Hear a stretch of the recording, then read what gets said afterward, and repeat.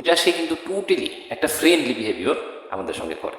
এমনভাবে সে আমাদেরকে ওয়াসওয়াসা দেয়, যেটা আল্লাহ সুবহানাহু ওয়া তাআলা বলেছেন আল্লাহ মাবি গুরুর, যে সে একটু একটু করে পদস্থল করতে থাকে, একটু একটু করে মানুষকে এমনভাবে বুঝ দিতে থাকে, আরে তুমি তো আসলে অনেক ভালো ট্র্যাক আছে, তুমি আরো আঁকাও, আরো ই করো।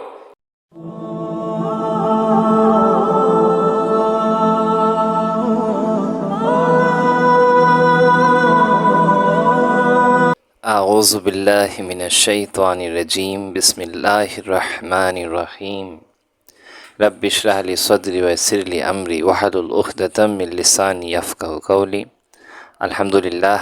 আসসালামু আলাইকুম রহমতুল্লাহ বরকাতুহ। কেমন আছেন আপনি? আলহামদুলিল্লাহ। আজ আমাদের নতুন শুরু এপিসোডের তৃতীয় পর্ব, চতুর্থ পর্ব, এবং আজকে বিশেষ করে আমরা আসল বন্ধু এবং নকল বন্ধু নিয়ে আলোচনা করব। বিশেষ করে আল্লাহ সুবহানাহু ওয়া তাআলা কোরআন শরীফে তার যে প্রিয় যারা বান্দা এবং যারা বন্ধু তাদের ব্যাপারে কি বলেছেন সেটাও আমরা ইনশাআল্লাহ জানব। এবং আমাদের চিরশত্রুকে কে আসলে দেখতে বন্ধুর মতো কিন্তু আসলে বন্ধু না, সেটা নিয়েও আমরা আলোচনা করব। আগে আমরা বুঝবো আসলে বন্ধু বলতে আমরা কি বুঝি। বন্ধু বলতে আমরা বেশিরভাগ ক্ষেত্রে যেটা বুঝি সেটা হলো যে তার সাথে সময় ব্যয় করে আমাদের ভালো লাগে, পাশাপাশি তার থেকে আমরা কিছু উপদেশ নিয়ে নিজেকে আরও ভালো করতে পারি। পাশাপাশি দেখা যায় অনেক দুঃখ বা অনেক ধরনের বেদনামূলক চিন্তা ভাবনাগুলো আমরা শেয়ার করতে পারি, বা যে কোনো বিষয় আসলে আমরা শেয়ার করতে পারি, তাকে আমরা মূলত ফ্রেন্ড বা বন্ধু হিসাবে বুঝি। তো বিশেষ করে আমরা অনেক ক্ষেত্রে আমাদের দেখা যায় যে এরকম অনেক বন্ধু থাকে যারা অনেক ভালো, অনেক দিক দিয়ে আমাদের সাপোর্ট করে। যেরকম দেখা যায় পরীক্ষার সময় আমাদের প্রয়োজন হলে কোনো নোটের বা দেখা যায় কোনো একটা সাহায্যের বা কোনো একটা সাবজেক্ট বোঝার জন্য, সেক্ষেত্রে তারা কিন্তু আমাদেরকে সাপোর্ট করে, হেল্প করে, যে হ্যাঁ এই বিষয়টা এইভাবে, এই বিষয়টা ওইভাবে। আবার কিছু বন্ধু দেখা যায় যে তারা আসলে আমার সুসময়ে খুব ভালো বন্ধু থাকে। সুসময় মানে যখন দেখা যায় যে আমি ভালো বা আমার কাছে অনেক টাকা আছে, তো সেই সময় তারা খুবই একটা ভালো একটা মানে বিহেভ আমাদের সঙ্গে করে। বাট যখন দেখা যায় যে আমাদের দুঃসময় আসে, দুঃসময় মানে যখন দেখা যায় টাকা পয়সা কম বা দেখা যায় যে আমি একটু ক্রিটিক্যাল সিচুয়েশনে আছি, তো সেই সময় কিন্তু তারা তত একটা সাপোর্ট। তারা কি আসলে আসল বন্ধু? না, তারা মূলত নকল, তারা ফেক। এবং এটা নিয়ে আমরা আসলে বুঝবো যে এটা তো আমরা বেসিক মানে বন্ধু কে বন্ধু না এটা নিয়ে আলোচনা করলাম। এখন আমরা একবারে অন্তিম বা চূড়ান্ত যে বন্ধু আর চূড়ান্ত যে শত্রু, যাকে মনে হয় যে বন্ধুর মতো কিন্তু সে শত্রু। যেমন ধরো আমি বেসিক একটু উদাহরণ দিই। আমরা যুদ্ধ করতে গেলাম না, মানে বড় একটা ডিপার্টমেন্ট নিয়ে আমরা যুদ্ধ করতে গেলাম। এখন কিছু মানুষ আমি যুদ্ধক্ষেত্রে যাওয়ার সময় নিলাম যে এই মানুষগুলা নিয়ে আমি যুদ্ধটা করব। তো সে সময় ওই মানুষগুলা মানে আমার বন্ধুর মতো বিহেভ করলো, মানে বললো যে হ্যাঁ হ্যাঁ আমি আপনার সঙ্গে আছি, আমি এইভাবে সাপোর্ট করব, এইভাবে আমি অ্যাটাক করব, আমি আর এই অ্যাবিলিটি আছে ওইটা আছে, এভাবে সে বললো। হ্যাঁ, কিন্তু যুদ্ধে যখন গেলাম তারপরেও জানতে পারলাম বা বুঝতে পারলাম সে আসলে বন্ধু না। সে বেশ ধরছে বন্ধুর, কিন্তু সে আসলে কি শত্রু। সে শত্রু, সে মূলত আরেক ডিপার্টমেন্টের, যে ডিপার্টমেন্টের বিরুদ্ধে আমরা মানে ঝগড়াটা করতেছি বা যুদ্ধটা করতেছি। তো সেই দলের যখন যদি আমরা দেখি যে সে দলের, তখন আমাদের কীরকম অবস্থা হয়? খারাপ হয়। কারণ আমরা চিন্তা করি হ্যাঁ শেষ, তার মানে ও তো আমাদের সব প্ল্যান জানে কীভাবে আমরা কী করি না করি, এখন সব 12টা বাজায় দিবে। তো এটা দিয়ে আমরা এখন বুঝবো। কোরআন শরীফে আল্লাহ সুবহানাহু ওয়া তাআলা আমাদের বলেছেন যে আমাদের চিরশত্রু সে কে, তার নামটা কি? আমরা যেটা যেটা জানি শয়তান মূলত না। তো শয়তান আমরা বাই মিস্টেক যদি আমরা একটা ভালোভাবে আন্ডারস্ট্যান্ড করি, আমরা বাই মিস্টেক শয়তানেরকেই বন্ধু বানিয়ে বসে আছি। এটা আমাদের একটা মানে সব থেকে বড় একটা অপরাধের মতো আসলে, যে আমরা মানে যাকে আমাদের ভাবা উচিত শত্রু, কিন্তু আমরা তাকে বন্ধুই ভাবি। এটা কিভাবে, এটা আমরা এখন বুঝবো। আসলে আমরা ভাবি না, কিন্তু এটা হয়। একটা হলো ভাবা আর একটা হওয়া, এই দুইটার মধ্যে পার্থক্য না। যেমন ধরো আমি ভাবি যে আমি না 7 ফুট লম্বা, কিন্তু অ্যাকচুয়ালি আমি 6 ফুট। না, তো ওটা ভাবা আর এটা হওয়া। এরকম আমরা ভাবি যে না আমি আল্লাহর বন্ধু, আমি আল্লাহর সঙ্গে মানে আল্লাহর যেভাবে আমার হুকুম করে আমি ওইভাবে চলতে চাই। কিন্তু আসলে আমি চলি কি না, আসলে আমি কোরআন শরীফ অনুসারে নিজের জীবনকে গঠন করি কি না, এটা ডিসাইড করবে যে আসলে কি আমি আল্লাহর বন্ধু নাকি আমি আল্লাহর বন্ধু না। এইটাই ডিসাইড করবে যে আসলে আমি কার অনুসারে চলি। না, এক বন্ধু তো আরেক বন্ধুর অনুসারেই চলবে না। যে একজন ভালো বন্ধু যদি ভালো উপদেশ দেয় সে অনুযায়ী যদি সে চলে তাহলে তার বন্ধুত্ব কি খাঁটি হয় নাকি খারাপ হয়? খাঁটি। তো এটা আমাদের বুঝতে হবে। এখন দেখো, আমরা বিশেষ করে এক শয়তান কোরআন শরীফে আছে যে আমাদের চিরশত্রু। তার মেন মোটিভটা কি? সে কিন্তু আমাদের কোনোভাবেই এটা সাপোর্ট করাবে না বা আমাদের সাহায্য করবে না যেন আমরা আল্লাহর খাস হয়ে যেতে পারি। এরকম কিছু করবে সে? না। তার আসল মোটিভ কি? তার আসল মোটিভ হলো যে সমগ্র আদম সন্তান, তার ঝগড়াটা হয়েছিল হজরত আদম আলাইসাল্লামের সাথে। তার যত সন্তান পৃথিবীতে আসবে সবগুলারে কিভাবে মিসগাইড করে আল্লাহ যে অনুযায়ী চলতে বলে তার থেকে দূরে সরায় তাদের সবগুলারে কিভাবে দোজকে নিয়ে যাওয়া যায়, জাহান নামে নিয়ে যাওয়া যায়, এটাই তার প্রধান উদ্দেশ্য।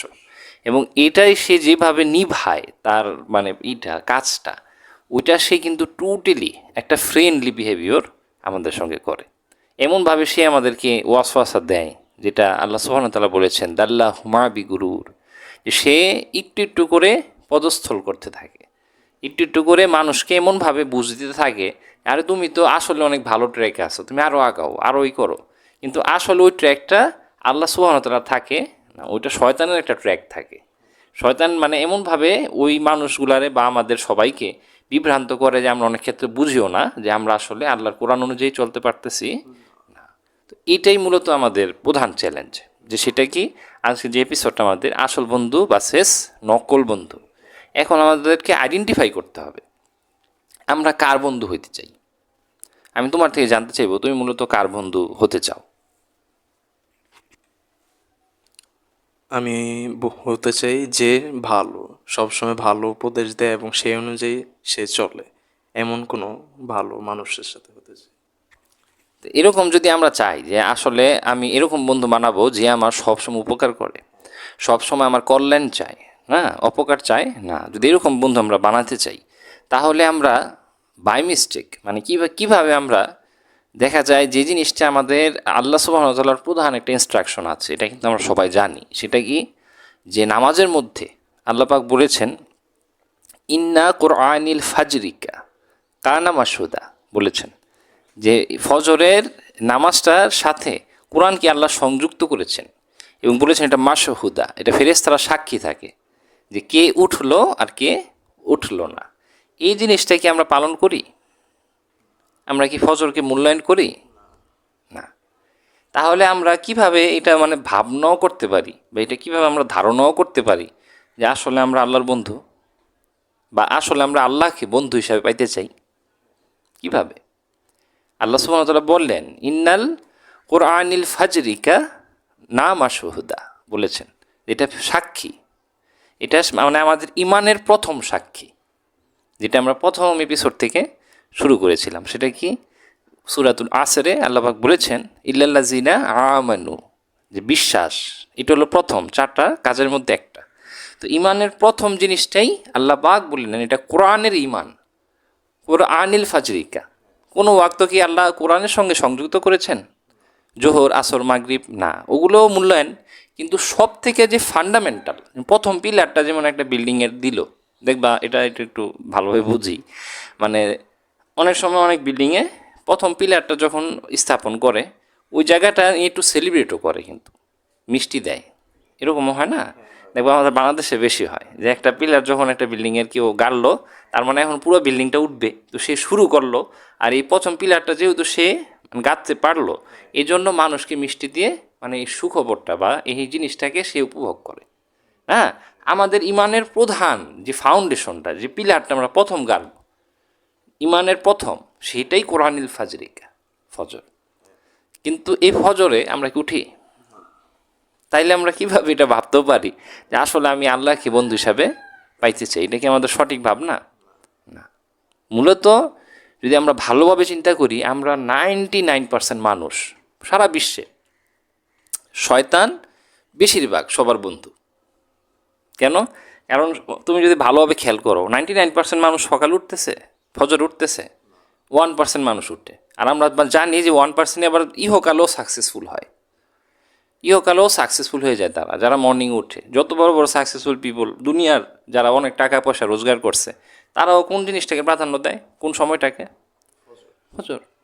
কিন্তু মানে ভুলবশত শয়তান 99% মানুষরে তার জালে আটকে রাখছে। এবং সে, তুমি কেউ মানুক বা না মানুক, আসলে প্রতিটা মানুষের যারা সকালকে কাজা করে, সকালকে অবহেলা করে, তারা মূলত কার বন্ধু? শয়তানের। এটা ক্লিয়ার হওয়া দরকার। কারণ অনেক সময় দেখা যায় আমরা ক্লিয়ার হই না, ভাবি আমরা আল্লাহর বন্ধু, কিন্তু আমাদের কাজ আসলে কথা বলবে যে আমরা কার বন্ধু।